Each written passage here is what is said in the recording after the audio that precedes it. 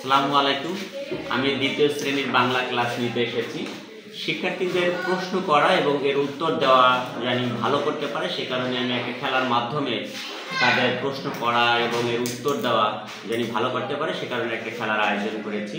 আমার এক শিক্ষার্থী মনে মনে একটা ফলের নাম ধরবে, আর আরেকজনের প্রশ্ন করার মাধ্যমে কিন্তু ওর মনের যে ফলের ধরেছে সেটা বের করবে।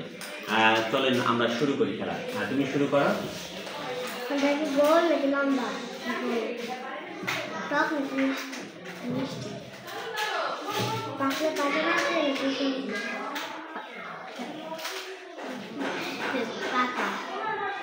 না, এটা পাকলে সবুজ না কাঁচা? পাকলে সবুজ, পাকলে হলুদ। আমাদের দেশে পাওয়া যায়